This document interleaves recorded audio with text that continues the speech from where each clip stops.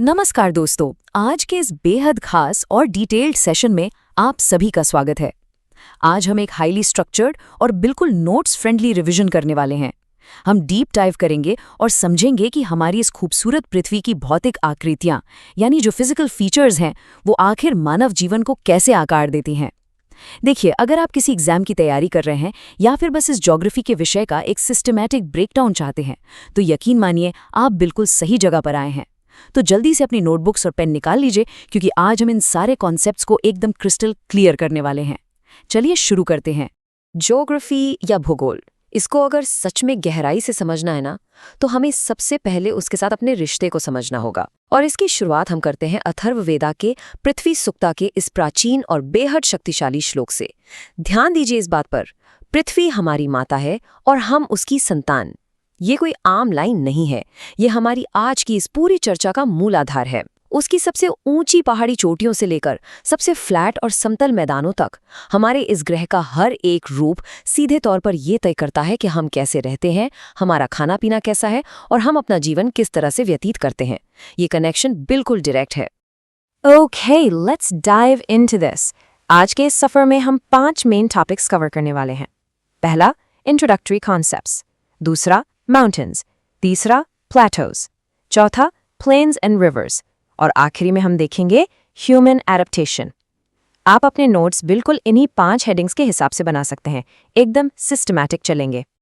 तो चलिए बिना किसी देरी के बढ़ते हैं हमारे सेक्शन 1 की तरफ, इंट्रोडक्टरी कॉन्सेप्ट्स। अब जरा एक मस्त सी रोड ट्रिप के बारे में सोचिए। इमेजिन कीजिए आप झारखंड के छोटा नागपुर क्षेत्र से निकलते हैं। वहां जमीन कैसी है? ऊंची नीची, उबड़ खाबड़। फिर आप गाड़ी चलाते हुए उत्तर प्रदेश के प्रयागराज पहुंचते हैं, जहां जमीन मीलों और मीलों तक बिल्कुल समतल यानी फ्लैट है। वहां से और नॉर्थ की तरफ जाइए, उत्तराखंड के अल्मोड़ा की तरफ, और अचानक से आपके सामने विशाल ऊंचे पहाड़ शुरू हो जाएंगे। आपने नोटिस किया, ये लैंडस्केप कभी एक जैसा नहीं रहता, और जैसे जैसे ये जमीन बदलती है वहां के लोगों की पूरी जिंदगी बदल जाती है। तो चलिए अपने नोट्स में सबसे पहली डेफिनेशन लिखिए, लैंडफॉर्म, जिसे हम हिंदी में भू आकृति कहते हैं। ये पृथ्वी की सतह पर एक भौतिक या फिजिकल आकार है। यहाँ याद रखने वाली सबसे जरूरी बात यह है दोस्तों कि ये लैंडफॉर्म्स रातों रात या कुछ सालों में नहीं बनते। इन्हें आकार लेने में प्राकृतिक ताकतों के जरिए लाखों करोड़ों साल लग जाते हैं। ये एक बहुत ही लंबा प्रोसेस है। हमारा दूसरा सबसे जरूरी कॉन्सेप्ट है एल्टीट्यूड यानी ऊंचाई। इसको आप बहुत ही सिंपल भाषा में एक वर्टिकली नापी गई दूरी समझ सकते हैं, लेकिन यहाँ एक कैच है। इसे हमेशा सी लेवल या समुद्र तल से नापा जाता है। अब आप सोचेंगे समुद्र तल ही क्यों? क्योंकि पूरी दुनिया भर में समुद्र एक दूसरे से जुड़े हुए हैं, तो समुद्र तल लगभग एक जैसा ही माना जाता है। चाहे हम किसी विशाल पहाड़ की चोटी की हाइट नाप रहे हों, या हवा में उड़ते हुए किसी हवाई जहाज की ऊंचाई देख रहे हों, या आसमान में उड़ते किसी पक्षी की बात कर रहे हों, हम उस ऊंचाई को हमेशा उसी समुद्र तल से ही नापते हैं। ये सी लेवल एक परफेक्ट यूनिवर्सल बेसलाइन का काम करता है, जिससे नापतोल में कोई गलती नहीं होती। Section 2, mountains, the peaks of the earth. पहाड़ों के बारे में सोचते ही दिमाग में एक ऐसी विशाल आकृति की छवि बनती है जो आसपास की जमीन से बहुत ज्यादा ऊंची होती है, राइट? अगर आप अपने नोट्स में पहाड़ का चित्र बना रहे हैं तो याद रखिए, इनका आधार यानी बेस काफी चौड़ा होता है, और जैसे जैसे हम ऊपर की तरफ जाते हैं ये पतले और तीखे होते जाते हैं। इसे हम चोटी या समिट कहते हैं। अब देखिए, ज्योग्राफी की दुनिया में एक बड़ा ही इंटरेस्टिंग कॉन्सेप्ट है। पहाड़ भी बूढ़े होते हैं, इनकी भी एज होती है। जो यंग माउंटेन्स या युवा पहाड़ होते हैं, जैसे कि हमारे हिमालयाज, वो अपनी ज्यादा ऊंचाई और बेहद तीखी नुकीली चोटियों के लिए जाने जाते हैं। एक दिलचस्प बात बताऊं, अर्थ की हिस्ट्री में यंग का मतलब कल परसों नहीं होता, इसका मतलब होता है लाखों साल पुराना। और सच्चाई तो ये है कि टेक्टोनिक प्लेट्स के लगातार खिसकने की वजह से हिमालयाज की ऊंचाई आज भी बढ़ रही है। जी हाँ, वो आज भी ग्रो कर रहे हैं। वहीं दूसरी तरफ होते हैं ओल्ड माउंटेन्स, जैसे हमारी अरावली रेंज। ये ऊंचाई में छोटे होते हैं। क्यों?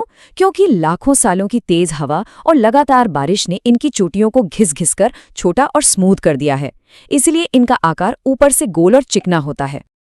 अब यहाँ कुछ फेमस पहाड़ों के नाम हैं, पर ध्यान देने वाली सबसे खास बात इस लिस्ट का आखिरी नाम है। देखिए, ज्यादातर पहाड़ अकेले खड़े नहीं होते। वो बड़ी बड़ी माउंटेन रेंजेस यानी श्रृंखलाओं का हिस्सा होते हैं जो हजारों किलोमीटर तक फैली होती हैं। आप माउंट एवरेस्ट और कंचनजुंगा को ही ले लीजिए, ये उस विशाल हिमालयन रेंज का ही एक हिस्सा है। उसी तरह माउंट अकोंकाग्वा साउथ अमेरिका की एक बहुत लंबी एंडीज रेंज की सबसे ऊंची चोटी है। लेकिन अब आप ईस्टर्न अफ्रीका के माउंट किलिमांजारो को देखिए, ये बिल्कुल अलग है। ये किसी भी माउंटेन रेंज का हिस्सा नहीं है, ये वहाँ के लैंडस्केप में बिल्कुल अकेला एक जायंट की तरह खड़ा है ना हैरानी की बात। अच्छा, पहाड़ों पर जिंदगी कैसी होती है, ये जानने से पहले मैं चाहता हूँ कि आप एक सेकंड रुकें और इन 2 शब्दों को अपने नोट्स में बड़ा बड़ा हाईलाइट कर लें, क्योंकि ज्योग्राफी में ये टर्म्स आपको बार बार मिलेंगे। पहला है फ्लोरा, यानी वनस्पतियाँ। इसका सीधा सा मतलब है किसी खास इलाके में पाई जाने वाली पेड़ पौधों की प्रजातियाँ। इसमें वहाँ के फूल, विशाल जंगल और छोटी घास सब कुछ शामिल होता है। और दूसरा शब्द है फौना, यानी जीव जंतु। इसका मतलब है उस स्पेसिफिक क्षेत्र में पाए जाने वाले सभी जानवर। इन दोनों परिभाषाओं को अपने दिमाग में अच्छे से लॉक कर लीजिए, क्योंकि आगे जब हम एनवायरमेंट्स की बात करेंगे तो इनका बहुत इस्तेमाल होने वाला है। पहाड़ों का इकोसिस्टम वहाँ के मौसम की तरह ही बेहद कठोर और जमाने वाली ठंड का होता है, पर इसके बावजूद ये बेहद जीवंत और वाइब्रेंट भी होता है। अगर हम यहाँ के फ्लोरा की बात करें तो आपको पाइन और देवदार जैसे लंबे कोन के आकार वाले पेड़ मिलेंगे।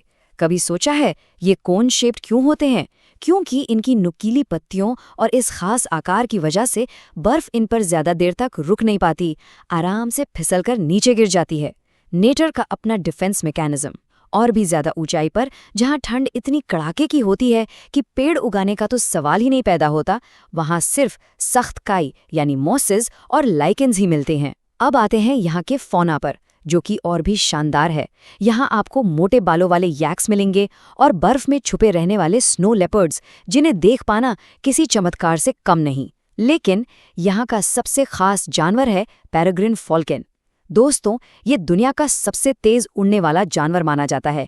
जब ये पहाड़ों की बेहद ऊंचाई से अपने शिकार को पकड़ने के लिए हवा को चीरते हुए नीचे झपट्टी मारता है, तो इसकी रफ्तार लिटरली किसी बुलेट से कम नहीं होती। Absolutely mind blowing. ये ऊंची चोटियां सिर्फ बायोलॉजी या ज्योग्राफी का चमत्कार नहीं है, बल्कि इनका हमारी जिंदगी में एक गहरा सांस्कृतिक महत्व यानी कल्चरल सिग्निफिकेंस भी है। यहाँ पर महान प्राचीन कवि कालिदास के ग्रंथ कुमारसंभवा का लगभग 1500 साल पुराना एक दृश्य पेश किया गया है। सोचो, 1500 साल पहले वो हिमालयों को सिर्फ पत्थरों और बर्फ के ढेर के रूप में नहीं देखते थे, बल्कि उन्होंने इसे पृथ्वी पर फैले एक जीवित देवता के रूप में देखा।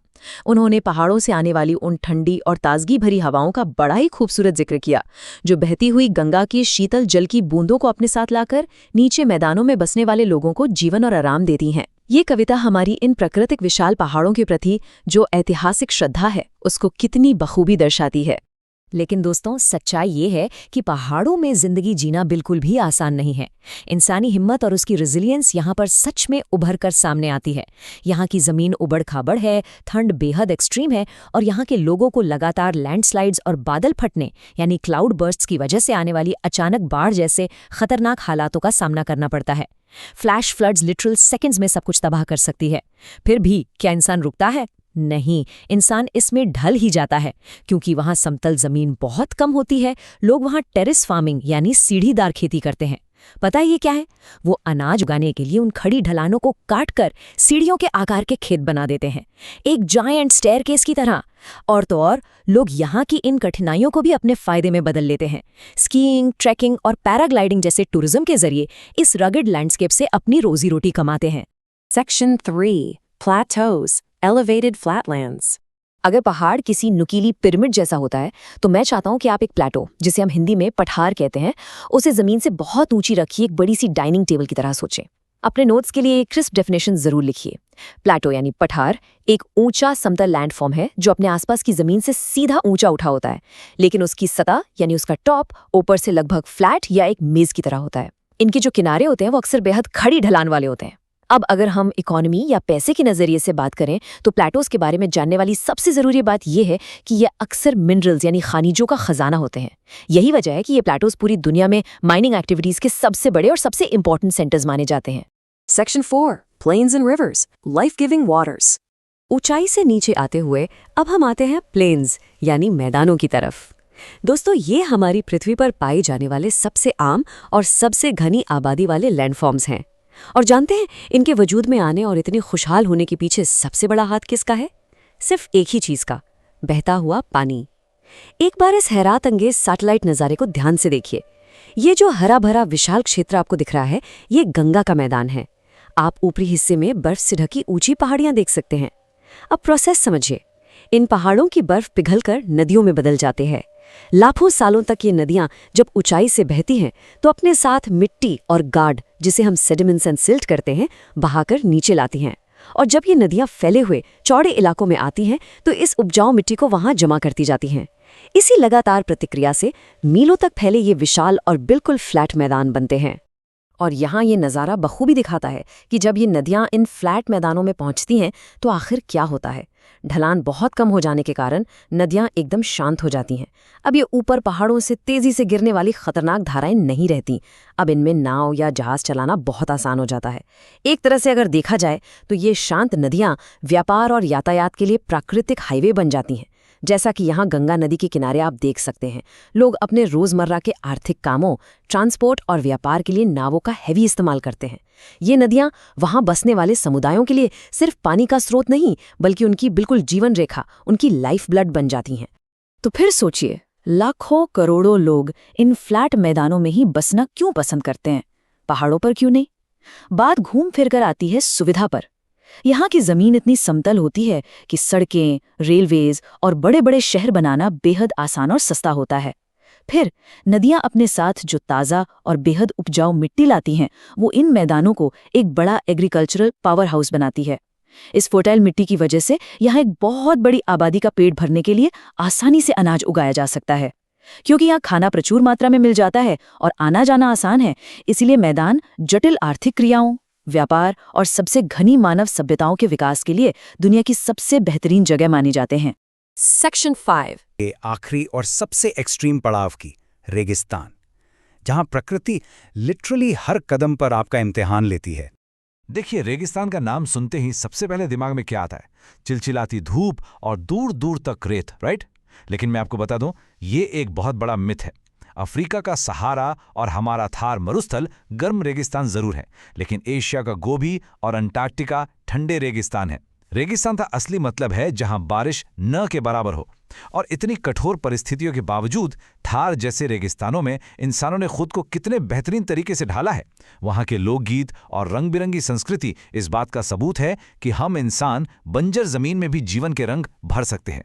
और हमारे पूर्वजों को इस भौगोलिक विविधता की कितनी कमाल की समझ थी, इसका अंदाजा आप प्राचीन तमिल संगम साहित्य से लगा सकते हैं। इसमें परिदृश्यों को 5 तिनई में बांटा गया है। पहाड़ों के लिए कुरिंजी, जंगलों के लिए मुल्लई, मैदानों के लिए मरुतम, तटों के लिए नियतल और रेगिस्तानों के लिए पालई। ये कोई साधारण भूगोल की क्लास नहीं थी। ये दिखाता था कि इंसान की भावनाएं और उसका जीवन उसके आसपास के नेचर से human adaptation, surviving and thriving.